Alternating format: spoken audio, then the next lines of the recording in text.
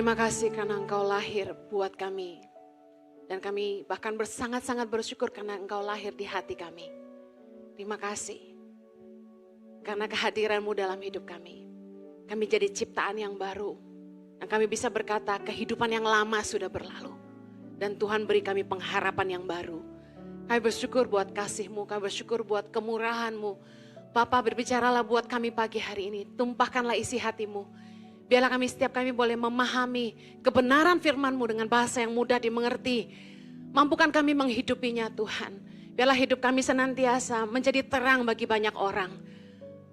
Menyerahkan setiap menit-menit ke depan ke dalam pimpinan Roh Kudus sepenuhnya. Tolong hamba-Mu karena sungguh tanpa Engkau hamba tidak mampu. Hanya Kristus yang selalu dipermuliakan dalam hidup kami. Yang siap diberkati Tuhan, sama-sama kita katakan. Amen. Silakan duduk kembali. Merry Christmas everyone. Selamat Natal, katakan kanan kirinya Merry Christmas. Haleluya. Luar biasa. Oke. Sorry saya tanya, ini live gak ya? Oke.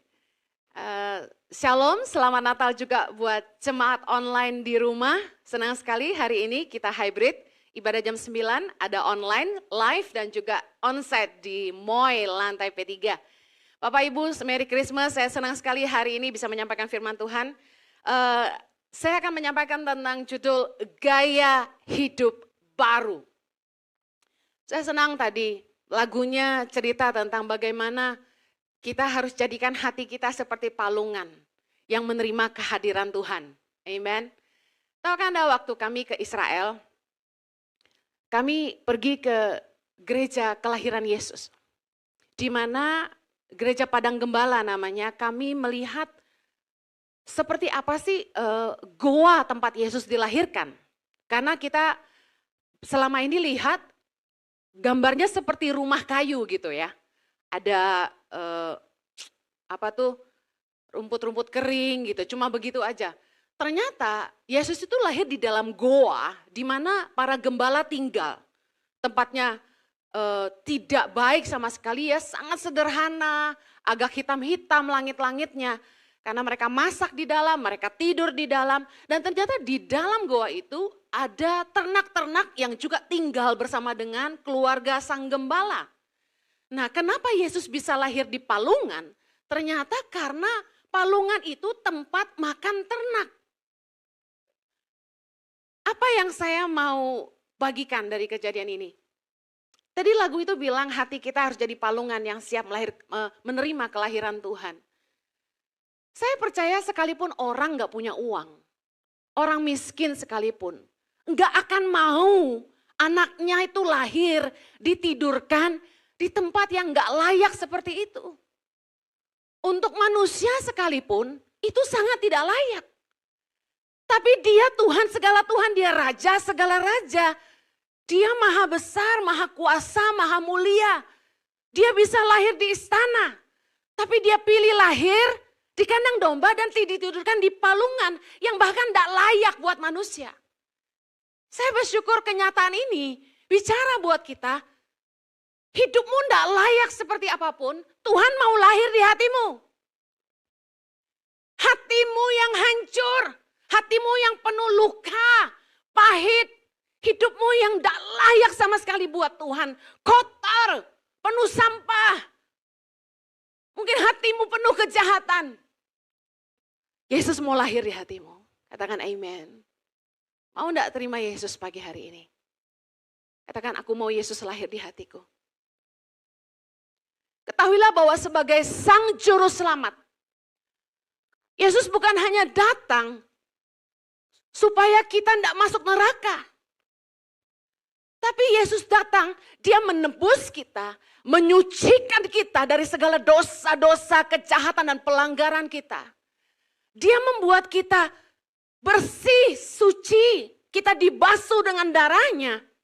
Menyucikan hati kita yang kotor. Supaya apa? Supaya kita yang belajar mengenal dia, kita punya kesempatan untuk mulai hidup yang baru. Bayangkan, kalau kita diberi kesempatan kedua untuk memperbaiki hidup kita. Kita harusnya bersyukur.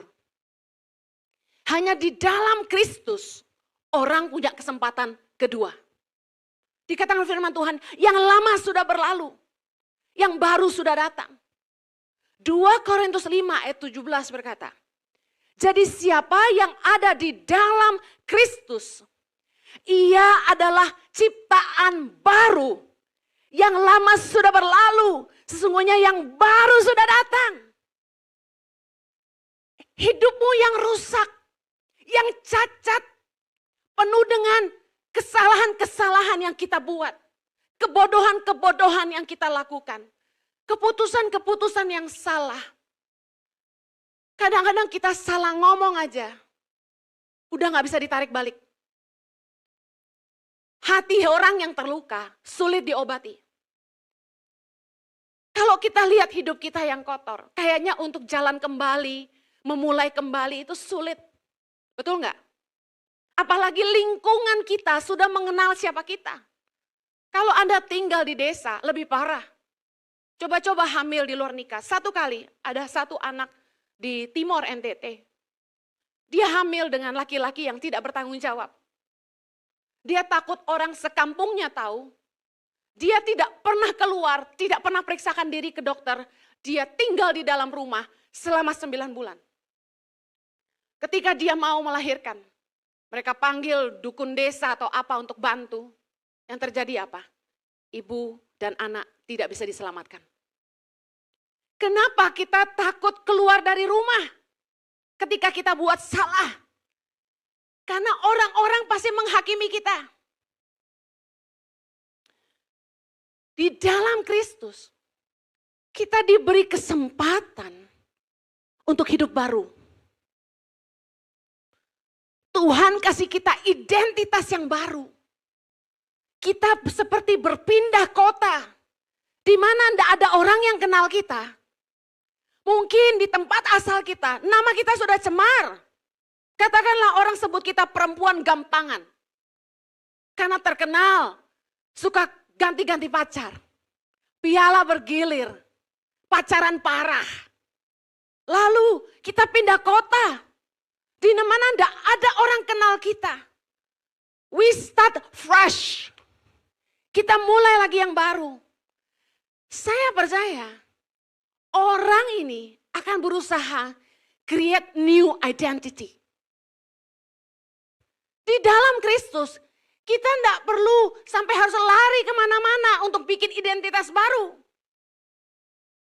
Di dalam Dia kita dikasih kesempatan hidup baru. Dikatakan yang lama sudah berlalu. The problem is, kita tidak mau hidup baru. Apa yang Yesus buat? Yesus kasih kita kesempatan start fresh. Mulai lagi dari awal. Start a new life, mulai lagi dari hidup yang baru. Tapi banyak orang Kristen enggak sungguh-sungguh bertobat. Padahal untuk sebuah kelahiran baru, lahir baru, itu harus dimaknai dengan lahirnya pribadi baru di dalam Kristus. Orang banyak bilang, oh saya sudah lahir baru. Tahukah Anda bahwa selama orang itu belum sungguh-sungguh bertobat dan lahir baru, dia tidak bisa punya pribadi baru. Mungkin dia ngalami Tuhan satu kali. Di jamaah Tuhan di gereja dia nangis, meler, ingat dia orang berdosa. Biasa Natal gitu. Tapi habis itu sepanjang tahun dia tidak menghidupi hidup yang baru. Gak ada pertobatan yang sungguh-sungguh. Jadi hidup baru harus dimaknai dengan gini. Kita bertobat sungguh-sungguh dan hidup dengan gaya hidup yang baru. Yang mengerti katakan amin. Lahir baru harus dimaknai sebagai lahirnya pribadi baru dalam Kristus yang ditandai dengan gaya hidup baru. 3 hal tanda orang yang sungguh-sungguh hidup baru. Orang yang sungguh-sungguh mengenal Tuhan. Yang pertama, kehidupan yang tidak lagi mengingini dosa dan hal-hal yang tidak berkenan kepada Allah. Saya pernah katakan bahwa pengenalan akan Kristus tidak membuat kita kebal sama dosa. Karena Tuhan menciptakan kita dengan hak bebas, kehendak bebas untuk buat keputusan. Dia ingin kita mencintai dia keluar dari hati kita yang memutuskan aku mau cinta Yesus. Ku mau cinta Yesus selamanya. Keputusan itu harus lahir dari hati kita yang mengasihi dia. Dia tidak akan paksa. Waktu Anda bilang gini, kenapa waktu aku mau jatuh dalam dosa, Roh Kudus tidak buat apa-apa? Oh, no. Waktu kita mau buat dosa, Roh Kudus ingatkan kita dengan suara yang sangat lembut di hati kita. Tapi kita sendiri yang menulikan telinga kita. Berkali-kali kita menolak hati nurani kita yang murni. Lalu kita tetap lakukan dan kita celaka. Tuhan ingin kita mengasihi dia. Pengenalan akan dia tidak membuat kita kebal dosa. Tapi orang yang sungguh-sungguh bertobat. Orang yang sungguh-sungguh Yesus lahir di hatinya. Dia tidak lagi mengingini dosa. Karena dia tahu pengenalan akan Tuhan. Pengampunan yang dia berikan sangatlah berharga. Tuhan memberikan kepada kita mutiara yang sangat berharga. Firman Tuhan cerita salah satu perumpamaan ketika seseorang memperoleh ada harta karun di tanah itu. Dia jual segala miliknya demi bisa beli tanah itu. Karena dia tahu ada sesuatu yang berharga di tanah itu. Demi mutiara yang berharga orang akan tukarkan semua yang dia miliki untuk bisa punya itu.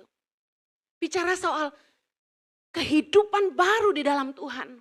Pengampunan, lahir baru. Itu sesuatu yang sangat berharga. Dan banyak dari kita tidak menyadarinya.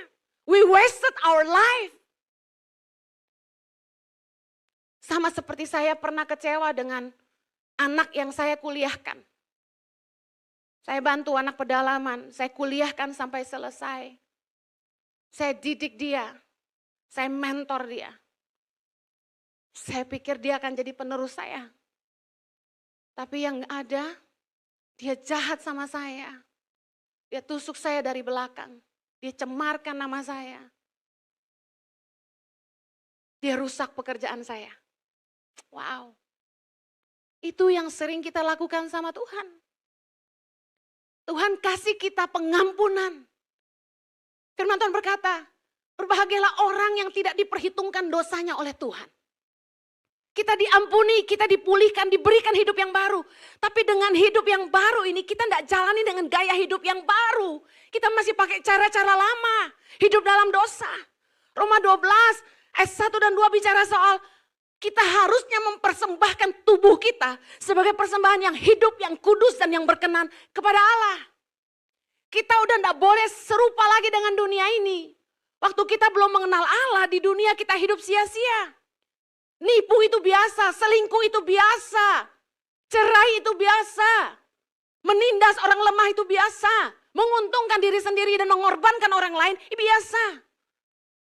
Harusnya budaya hidup lama kita harus kita tinggal dan kita mulai hidup lagi dengan cara yang baru. Hargai kesempatan baru yang Tuhan kasih buat kita. Tadi saya bilang bahwa pengenalan akan Kristus tidak membuat kita kebal akan dosa. Berarti kita masih bisa buat dosa? Bisa. Kalaupun jatuh di dalam dosa, kalaupun jatuh, bukan menikmati, tapi menyesali dan frustasi. Dulu waktu saya masih sangat muda, saya jatuh bangun dalam dosa. Sudah mengenal Kristus. Bukannya bahagia. Bukannya nikmati. Ternyata dosa enak sekali gitu. Lagi yuk gitu. Saya marah sama diri saya. Saya kecewa sama diri saya. Saya benci diri saya. Kenapa saya begitu lemah? Saya sebel sama diri saya. Penyesalan yang gak ada akhir. Kita masih bisa jatuh dalam dosa, tapi kita tidak menikmatinya. Kita menyesalinya, bahkan kesalahan kita itu bikin kita frustasi. Ternyata Rasul Paulus mengalami yang sama. Roma 7 ayat 19 sampai 24, kita baca sama-sama.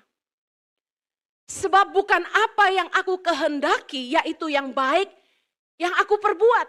Melainkan apa yang tidak aku kehendaki, yaitu yang jahat, yang aku perbuat. Jadi jika aku berbuat apa yang tidak aku kehendaki, maka bukan lagi aku yang memperbuatnya, tetapi dosa yang diam di dalam aku. Demikianlah aku dapati hukum ini. Jika aku menghendaki berbuat apa yang baik, yang jahat itu ada padaku. Sebab di dalam batinku aku suka akan hukum Allah. Tetapi di dalam anggota-anggota tubuhku, aku melihat hukum lain yang berjuang melawan hukum akal budiku. Dan membuat aku menjadi tawanan hukum dosa yang ada di dalam anggota-anggota tubuhku. Aku manusia celaka. Siapakah yang akan melepaskan aku dari tubuh maut ini? Rasul Paulus ngalami seperti kita, susahnya ngelawan daging kita ini. Frustasi, kita tidak mau hidup dalam dosa, tapi kita jatuh lagi. Dia marah sama dirinya sendiri. Orang yang hidup baru dalam Tuhan harusnya mengerti betapa berharganya pengenalan akan Kristus dan janji keselamatan yang kita terima melalui Kristus. Dan harusnya ini, kita dengan sukacita dan sukarela untuk menukarkan hidup kita yang lama dengan hidup yang baru di dalam Dia. Dan sungguh-sungguh mengikut Dia. Amen. Pagi hari ini, kalau Anda yang berkata, aku pernah menerima Yesus sebagai Tuhan dan Juru Selamat, tapi engkau masih jatuh bangun dalam dosa, yuk bangkit lagi. Hidup baru di dalam Tuhan, tidak mengingini dosa, tapi meninggalkannya untuk Allah. Amen. Gaya hidup yang baru yang kedua, kehidupan dalam ketaatan akan kebenaran. 1 Yohanes 2 ayat yang ketiga. Baca sama-sama. Dan inilah tandanya anak-anak Allah dan inilah tandanya bahwa kita mengenal Allah, yaitu jikalau kita menuruti perintah-perintahnya.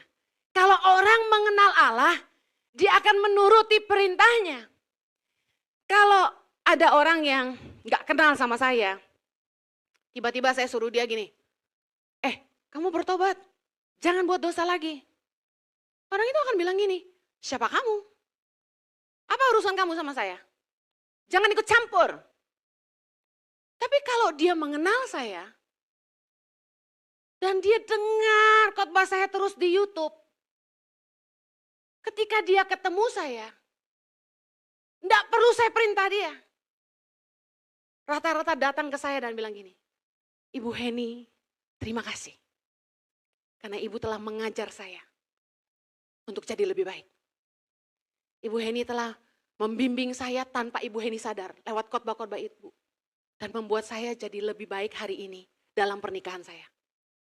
Enggak perlu diperintah. Karena mereka mulai mengenal, karena mereka mulai dengar, mereka lakukan. Kalau kita bilang kita mengenal Allah, tapi kita enggak taat sama perintahnya, berarti kita enggak kenal Dia. 1 Yohanes 3 ayat 10, inilah tanda-tandanya anak-anak Allah dan anak-anak iblis. Setiap orang yang tidak berbuat kebenaran, tidak berasal dari Allah. Demikian juga barang siapa yang tidak mengasihi saudaranya. 1 Yohanes 2 ayat 29, jikalau kamu tahu bahwa Ia adalah benar, kamu harus tahu juga bahwa setiap orang yang berbuat kebenaran lahir daripadanya. Gaya hidup baru gini. Dulu, waktu kita belum kenal Yesus, kita nggak ngerti hidup dalam kebenaran itu seperti apa. Tapi setelah kita mengenal Kristus, dan kita mulai cari Tuhan sungguh-sungguh, kita mulai belajar firman Tuhan, kita mulai datang ke gereja dengar khotbah. Orang yang sungguh-sungguh haus dan lapar sama Tuhan, dia pengen tahu gini, Tuhan mau apa sih untuk saya? Kalau Anda pacaran, yang udah nikah pasti ingat. Anda pengen bikin pacarmu bahagia. Sayang, kamu ulang tahun minta apa gitu kan. Kalau pacaran biasa lebih indah ya. Sayang, Natalan kamu mau kemana gitu. Senang bikin pacarnya bahagia. Happy. Kalau nikah ulang tahun aja gak dapat apa-apa ya biasanya ya kalau udah nikah ya. Tapi saya masih ingat masa-masa sweet days. Di mana menyenangkan pasangan menjadi prioritas utama dalam hubungan. Kalau orang sungguh-sungguh lahir baru dan dia mengenal Allah. Dia rindu tanya Tuhan gini, apa yang kau mau untuk hidupku? Dia tidak lagi hidup seenaknya. Dia peduli kalau hati Tuhan disakiti. Dia mulai lakukan kebenaran dan dia mulai belajar taat. Banyak orang Kristen bilang gini, Bu Heni, susah hidup benar. Sebenarnya enggak. Kita cuma perlu belajar melakukan apa yang benar. Sedikit demi sedikit, satu demi satu. Contoh, Anda tahu bahwa kalau Anda ngomong sembarangan, itu akan menyakiti hati orang. Tapi Anda bilang, tapi saya ini orangnya ceplas-ceplos. Saya tulus, hati saya nggak jahat. Saya nggak niat jahat kok. Saya ngomong itu untuk kebaikan. Oh, trust me, I know that. Karena saya model orang yang ceplas-ceplos. Tapi karena kita tahu ngomong sembarangan bisa nyakitin hati orang. Kita harus belajar nahan mulut. Nggak semua orang bisa menghargai kejujuran kita. Setuju? Nggak semua orang senang kalau kamu datangi mereka dan kasih tahu, sorry, kamu bau badan. Padahal kita bermaksud itu untuk kebaikan. Tapi benar gini, kita belajar mengubah cara bicara kita. Supaya maksud yang baik bisa disampaikan dengan cara yang lebih baik. Supaya bisa diterima dengan baik. Ikut Tuhan tuh begitu. Hidup dalam kebenaran, cuma butuh kita mau belajar lakukan. Gak mementingkan diri sendiri. Saya lahir di keluarga yang makanan depan dan belakang beda. Bisa ngerti maksud saya? Merek Indomie beda, merek berasnya beda. Apapun beda. Biasanya keluarga kami makan duluan, yang kerja makan belakangan. Whatever leftover bahasanya. Tapi sejak saya mengenal Tuhan, saya lihat firman Tuhan, dia Tuhan yang tidak memandang muka, bahkan dia lahir di antara orang-orang susah. Yesus itu sering bergaul justru sama kaum bawah. Saya mulai hidupi firman Tuhan, Matius 7:12 yang berkata gini, apa saja yang kamu kehendaki, orang lain perbuat terhadap kamu, perbuatlah demikian. Jadi, saya bertanya sama diri saya mau enggak dibeda-bedain seperti itu? Sakit gak dibedain? Sakit. Saya mulai bikin budaya baru di rumah saya. Bahwa apa yang kami makan adalah apa yang mereka makan. Mama saya marah awalnya. Dia bilang gini, lu gak bisa ngirit, susah lu nanti. Gitu. Beras di rumah saya, pandan wangi. Anda tahu harganya jauh lebih mahal daripada beras biasa. Maaf, pembantu di rumah saya makan pandan wangi. Kalau saya makan daging, mereka makan daging. Bahkan saya bilang gini, ada coklat di kulkas, mau makan ambil aja. Saya bikin satu budaya di rumah, makanan habis gak boleh dicari. Boleh nanya, masih ada nggak? Nggak ada, ya udah, gak boleh marah. Why? Karena semua boleh makan. Karena saya coba lakukan firman Tuhan, apa yang saya inginkan untuk diri saya, itu yang saya kasih buat orang lain. Saya nggak pernah kasih baju saya yang udah luntur dan robek buat, maaf, pembantu rumah tangga saya. Never. Baju yang bermerek, yang masih keren, yang saya baru pakai 2-3 kali, itu yang saya kasih buat orang. Yang udah jelek mereka bilang gini, ini masih bagus mama, boleh, mau pulang kampung ya. No, ini luntur, buang aja. Saya suruh buang. Kadang-kadang kita lebih sayang barang daripada sayang orang. Tapi saya belajar lakukan firman Tuhan. Kita tidak boleh perlakukan orang lain sebagaimana kita sendiri tidak mau diperlakukan. Ini contoh ya. Belajar firman itu sederhana sekali. Jangan jadi orang-orang Kristen yang sukanya ngelawan kebenaran. Sok pinter. Cari pembelaan diri. Kalau pendeta khotbah, paling sering dikritik. Kalau nggak sesuai sama kuping, nggak nyenengin hati, tolak. Banyak orang-orang yang lebih senang memilih ayat yang dia ingini, bukan cari ayat untuk dihidupi. 2 Timotius 4 ayat yang ketiga. Karena akan datang waktunya, orang tidak dapat lagi menerima ajaran sehat, tetapi mereka akan mengumpulkan guru-guru menurut kehendaknya untuk memuaskan keinginan telinganya. Bayangin, cari pengkhotbah yang lucu. Yang ibadah itu nggak ngantuk, kita ketawa dari awal sampai akhir. Cari pendeta yang menghibur, yang nyanyi terus dari awal sampai akhir. Neng neng neng neng neng neng gitu ya. Kita boleh senang ketawa, kata anak-anak saya, mama kalau khotbah campur aduk. Ada tegangnya dimarahin, ada lucunya katanya gitu. Tapi saya tidak bermaksud mengentertain. Saya ingin firman Tuhan dimengerti supaya bisa dihidupi. Buat apa dengar khotbah kalau enggak bisa ngerti dan Anda enggak hidupi? Firman itu menjadi manusia. Dia datang. Yesus adalah firman yang jadi manusia. Bicara soal apa? Firman itu harus kita hidupi jadi daging. Dunia bisa lihat firman itu lewat hidup kita. Yang mengerti katakan amin. Yang terakhir, lahir baru lewat gaya hidup baru dimaknai dengan yang ketiga. Hidup dalam kasih. Natal gak berarti kalau kasih gak lahir di hati. Amen. 1 Yohanes 3 ayat 14. Baca sama-sama. Kita tahu bahwa kita sudah berpindah dari dalam maut ke dalam hidup. Yaitu karena kita mengasihi saudara kita. Barang siapa tidak mengasihi, ia tetap di dalam maut. Baca lagi 1 Yohanes 4 ayat 7. Saudara-saudaraku yang kekasih, marilah kita saling mengasihi sebab kasih itu berasal dari Allah. Dan setiap orang yang mengasihi lahir dari Allah dan mengenal Allah. Barang siapa tidak mengasihi, ia tidak mengenal Allah sebab Allah adalah kasih. Bukankah karena kasihnya yang begitu besar, Yesus datang ke dunia ini supaya kita yang harusnya binasa beroleh hidup yang kekal? Katakan amin.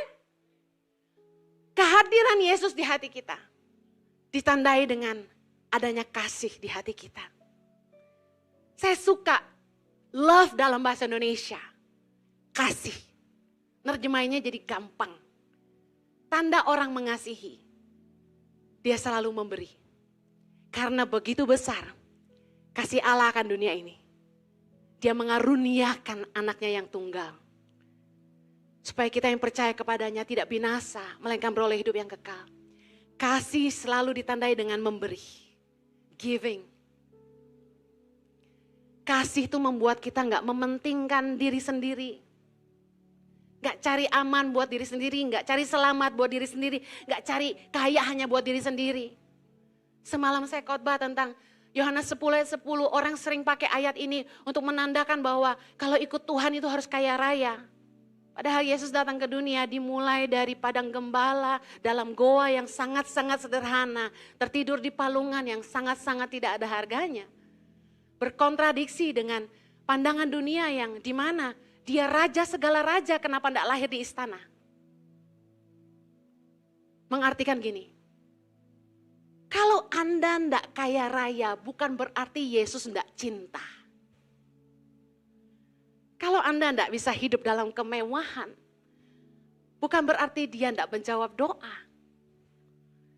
Apa yang jadi ukuran dunia ini tidak boleh jadi ukuran kita. Ini tandanya bahwa kita mengenal Allah, bahwa ada kasih di hati kita. Kita tidak mentingin diri sendiri. Overflow. Yohanes 10 ayat 10 berkata bahwa Yesus datang dalam hidup kita. Memberi kita hidup. Dan hidup yang berkelimpahan dalam bahasa aslinya tuh overflow. Sampai tumpah. Tumpah buat orang lain. Tumpah buat orang-orang di sekitar kita. Tumpah. Apakah hari ini kamu punya kasih? Apakah hidupmu tumpah buat orang lain? Oh ya, saya gaji pegawai saya banyak, Bu. No, they work for you, that's why you have to pay them. Kalau orang itu bekerja untuk Anda lalu mereka bayar mereka, itu bukan kasih, itu kewajiban. Bisa enggak kasih, just give. Tanpa mengharapkan apapun. Kasih itu enggak mengharap kembali kata lagunya. Kasih ibu kepada beta, tak terhingga sepanjang masa. Hanya memberi, tak harap kembali. Which is true, right? Meskipun banyak orang tua yang ngidupin anaknya buat jaminan masa tuanya. Tapi kebenaran firman Tuhan. Firman Tuhan berkata, orang tualah yang harus mengumpulkan harta buat anak-anaknya, bukan anak buat orang tua. Anak bukan jaminan hari tua. Bagi saya, selama hidup jadi berkat, mati pun jadi berkat. Jangan jadi beban. Mumpung Anda masih usia produktif Bapak Ibu, bikin investasi yang bisa menghidupi Anda secara pasif. Udah tua, anak udah kawin semua, kita gak nyusahin mereka. Kalau kita dipanggil Tuhan, yang kita tinggalkan harta. Karena firman Tuhan berkata, orang baik meninggalkan warisan buat anak cucunya. Amen, bukan ninggalin utang. Kasih selalu memberi. Saya mau tutup dengan ini. Jemaat mula-mula punya gaya hidup kasih. Kisah Rasul 2 ayat 44-46, kita baca sama-sama. Mari kita belajar dari mereka. Dan semua orang yang telah menjadi percaya tetap bersatu. Dan segala kepunyaan mereka adalah kepunyaan bersama. Dan selalu ada dari mereka yang menjual harta miliknya, lalu membagi-bagikannya kepada semua orang sesuai dengan keperluan masing-masing. Ayat 46. Dengan bertekun dan dengan sehati, mereka berkumpul tiap-tiap hari dalam bait Allah. Mereka memecahkan roti di rumah masing-masing secara bergilir. Makan bersama-sama dengan gembira dan tulus hati. Ini ciri-ciri orang yang setelah menjadi percaya, mereka hidup dalam kasih. Enggak ada kepentingan diri sendiri. Di dalam kasih ada pengertian dan penerimaan. 1 Petrus 4 ayat 8 bahwa kasih menutupi banyak sekali dosa. Amsal 10 ayat 12 berkata, kasih menutupi segala pelanggaran. Saya mau kasih tahu, enggak ada orang yang enggak pernah buat salah. Katakan kanan kirimu, enggak ada yang sempurna. Kenapa seringkali gereja pecah-pecah? Kenapa seringkali kita sesama pelayan Tuhan, kita bertengkar lalu kita saling membenci? Listen, di dalam kasih itu menutupi banyak sekali pelanggaran. Meaning gini, kasih justru membuat kita bisa mengampuni kesalahan orang lain. Kasih gak nyimpan dendam. Kasih membuat kita mengerti bahwa orang bisa bikin salah, ya sudahlah. Get it? Orang bisa salah ngomong, ya udahlah. Kasih mengampuni. Kasih tidak membenci, kasih tidak menghakimi. Roma 2 ayat 1 berkata, karena itu hai manusia, siapapun juga engkau yang menghakimi orang lain, engkau sendiri tidak bebas dari salah. Sebab dalam menghakimi orang lain, engkau menghakimi dirimu sendiri. Karena engkau yang menghakimi orang lain melakukan hal-hal yang sama. Siapa di sini yang gak pernah buat salah? Angkat tangannya. Gak pernah buat salah sepanjang tahun 2022, angkat tangan. Tapi bukankah kita sering cari kesalahan orang lain? Bukankah fokus kita kepada kelemahan orang lain? Kenapa suami istri bisa bertengkar? Karena fokusnya kekurangan. Fokusnya selalu kepada masalah. Kamu begini sih, kamu begini sih. Kenapa gak bisa belajar nerima? Waktu kita masih pacaran, kita suka coklat, es krim coklat. Tapi karena dia suka vanila, kita bilang, saya suka. Dari dulu kita udah beda, tapi karena cinta semua terasa sama. Harusnya kasih juga begitu. Saya mau akhiri gini. Kemarin saya ajak staf ICI dan YTP ngumpul bareng. Dan kami menulis nama di kertas. Ya, Henny Christianus. Lalu kami putar kertas itu. Semua harus menuliskan secara jujur pujian dan masukan. Plus and minus di kertas itu. Tentang pribadi yang namanya di kertas itu. Tujuannya supaya saling membangun. tahun depan kami mau jadi lebih baik. Diputarlah semua kertas itu. Saya juga nulis untuk beberapa staff. Ada orang yang membuat saya sulit untuk tulis negatifnya dia apa karena menurut saya dia luar biasa. Lalu ada orang-orang yang lebih hebat mikirin negatifnya daripada positifnya. Justru saya kesulitan nulis negatifnya. Kemudian waktu itu diputar lalu kembali kertas saya ke saya baca.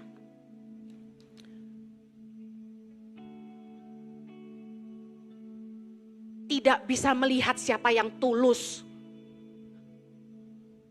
Emang gue Tuhan? Kan firman Tuhan bilang gini, manusia lihat penampilan, cuma Tuhan yang lihat hati.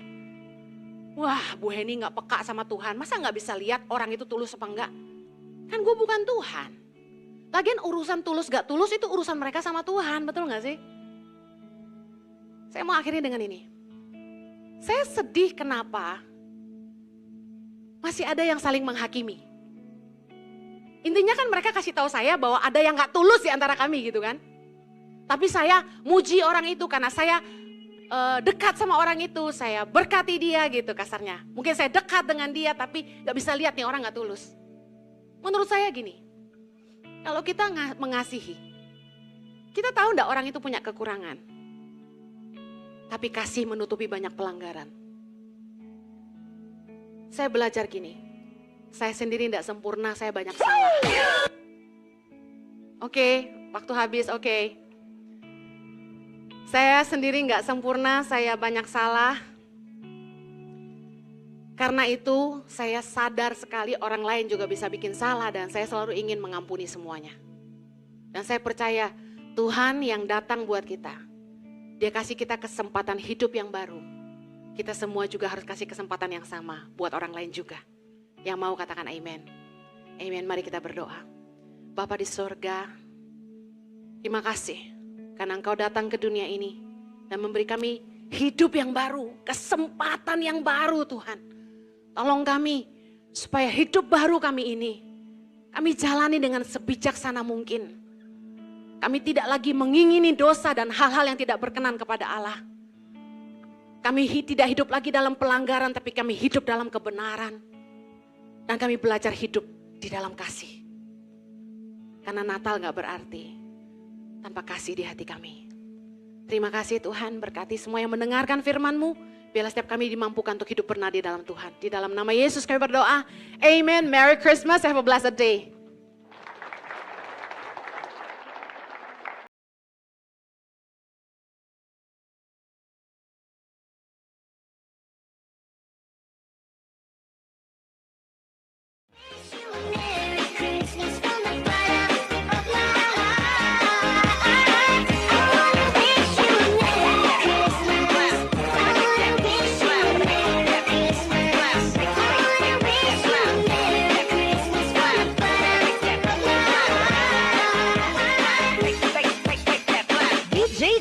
Sagayno Remix. Feliz Navidad. Feliz Navidad. Feliz Navidad. Prospero año y felicidad. Feliz Navidad. Bapak Ibu, bangkit berdiri, kita ikutin gerakannya sama-sama ya. Sama-sama ya. Feliz Navidad. Prospero año y felicidad. Christmas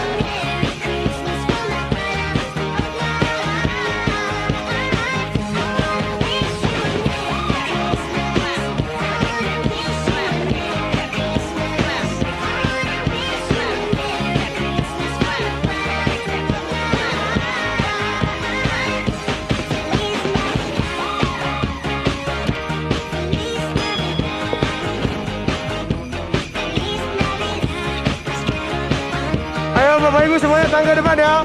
1, 2, 1, 2, 3.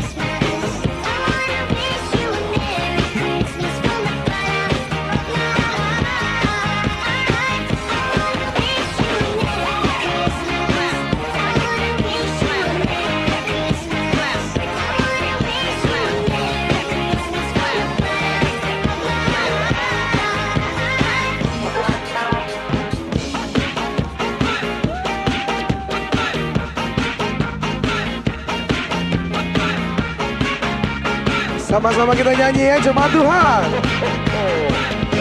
Feliz Navidad, Feliz Navidad, Feliz Navidad, prospero año de felicidad.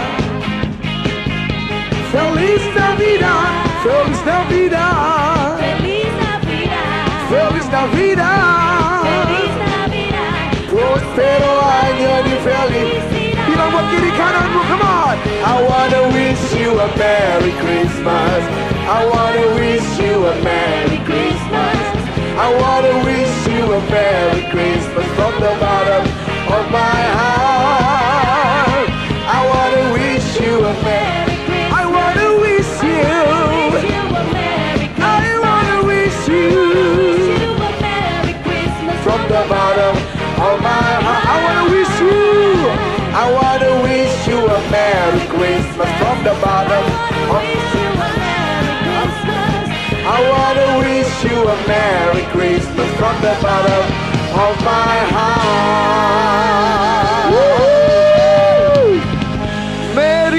Merry Christmas. Silakan duduk kembali Bapak Ibu Saudara-saudara. Puji Tuhan. Bagi saudara yang mengikuti ibadah online, kami mengucapkan Merry Christmas kepada saudara-saudara semua.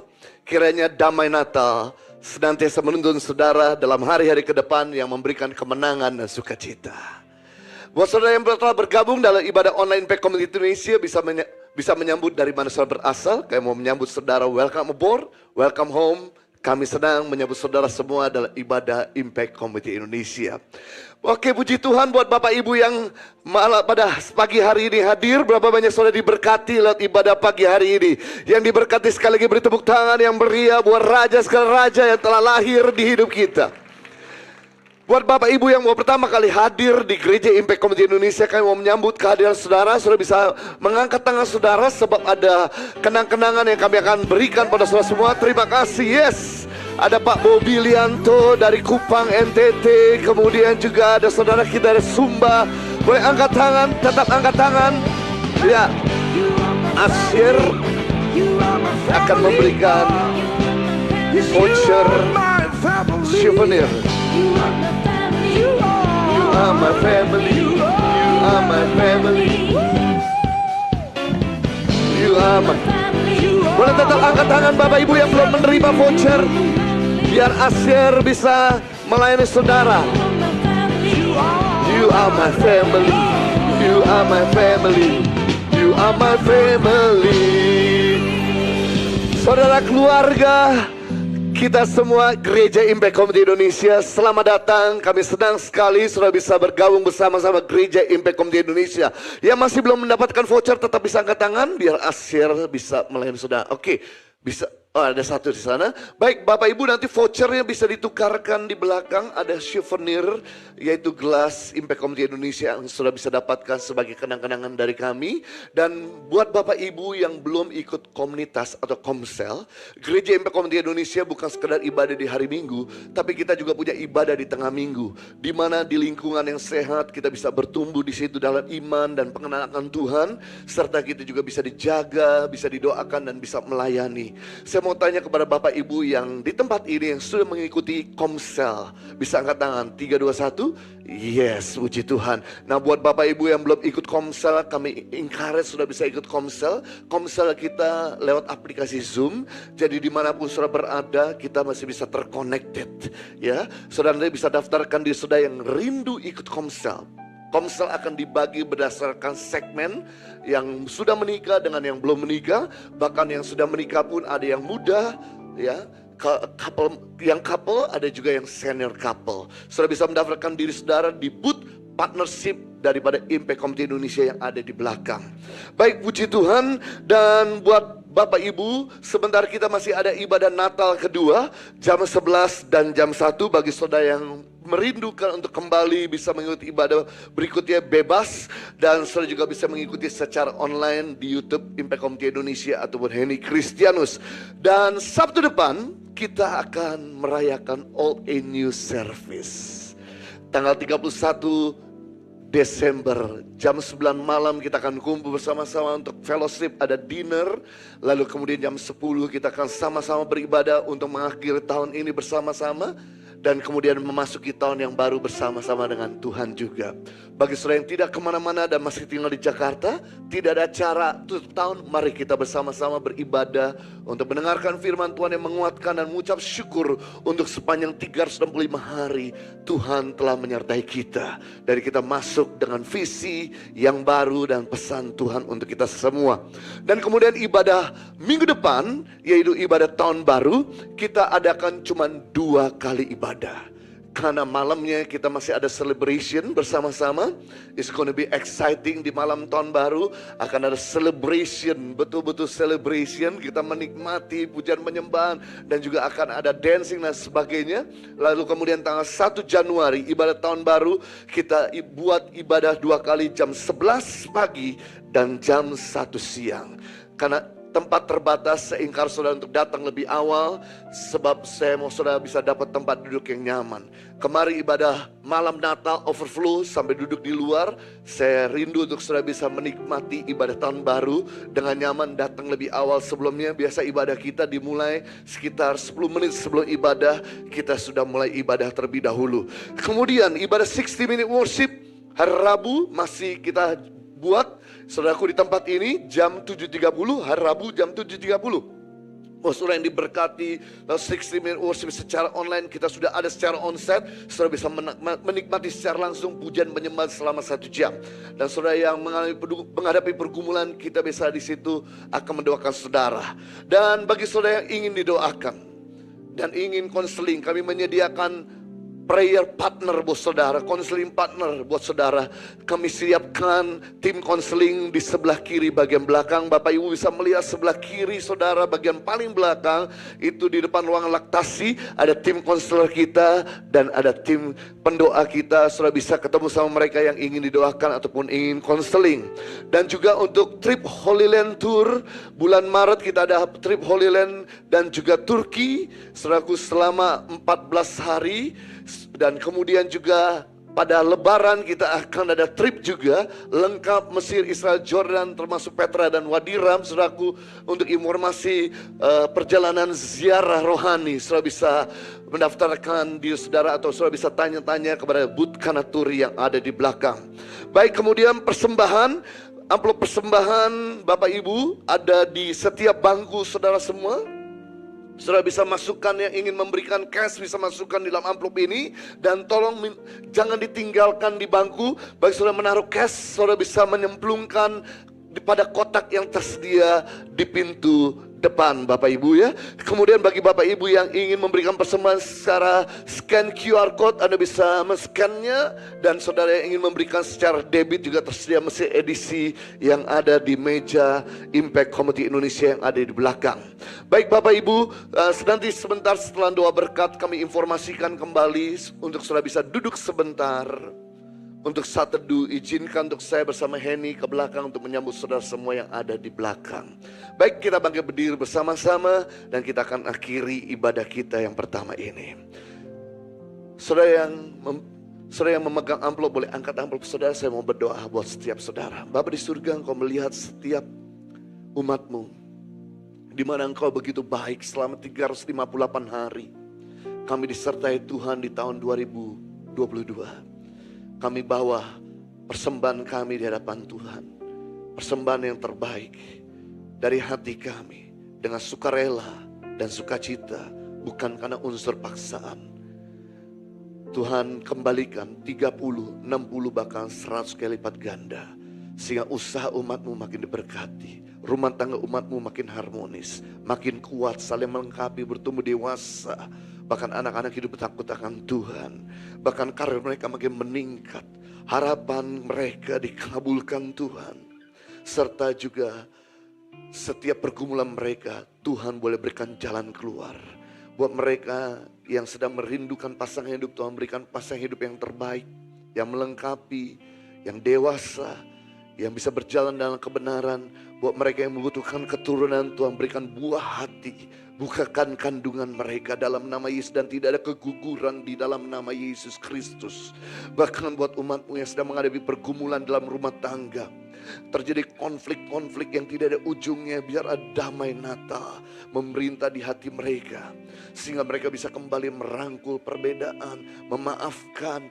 Dan juga bisa membuat rekonsiliasi. Ada kerendahan hati dan kelemah lembutan di tengah-tengah pergumulan mereka. Di tengah-tengah keluarga mereka yang sedang ada di ambang kehancuran. Selamatkan pernikahan mereka. Karena Christmas ada untuk menyelamatkan kami. Kalau Engkau bisa menyelamatkan kami, Engkau juga bisa menyelamatkan pernikahan setiap kami. Bapak di surga, hamba juga berdoa buat umat-Mu yang sedang mempersiapkan untuk liburan di akhir tahun dan di awal tahun. Sertai liburan mereka di darat, udara, dan di lautan. Tidak ada kecelakaan, tidak ada keributan, bahkan tidak ada sakit penyakit, bahkan COVID tidak menyentuh mereka. Perlindungan darah Yesus sangat sempurna untuk mereka semua. Hamba berdoa biar apapun yang selama ini menjadi pergumulan mereka sampai di akhir tahun ini masih belum mereka dapatkan, mari Tuhan siapkan yang terbaik. Kalau belum Tuhan bukakan, mari berikan kekuatan untuk mereka menantikan janji Tuhan. Sebab kalau Tuhan sudah buka pintu, tidak ada seorang pun dapat menutupnya. Kalau Tuhan sudah mengangkat, tidak ada pun seorang pun dapat merendahkannya. Mari kita angkat tangan, kita menerima berkat daripada Tuhan. Pandang wajah Bapa di surga. Kiranya Tuhan memberkati engkau berlimpah-limpah. Memperluas daerahmu ke kanan, ke kiri. Mengangkat karirmu tinggi-tinggi. Membuat setiap usahamu berhasil dan studimu tidak ada yang gagal. Dan rumah tanggamu harmonis, dijaga Tuhan, dipulihkan Tuhan, diselamatkan Tuhan. Dan kiranya Tuhan menghalaukan segala malapetaka, sakit penyakit mara bahaya, COVID-19 itu sendiri, dan bahkan tangan-tangan orang yang berniat jahat diluputkan yang Engkau. Bahkan apa yang telah hilang, apa yang telah dicuri, apa yang telah justru pergi, Tuhan mengembalikan 2 kali lipat di dalam nama Tuhan Yesus Kristus. Dan kiranya berkat yang ada di bawah bumi, muka bumi, bahkan di atas bumi ini tercurah melimpah-limpah dalam hidupmu. Sehingga hidupmu bukan sekedar diberkati, tapi jadi berkat bagi banyak orang. Bahkan yang sakit pada saat ini, hamba katakan pergi dan keluar. Dan hamba berdoa mujizat kesembuhan terjadi untuk mereka. Hamba memateraikan dengan firman kasih karuniamu di dalam nama Tuhan Yesus Kristus. Yang percaya sama-sama katakan haleluya.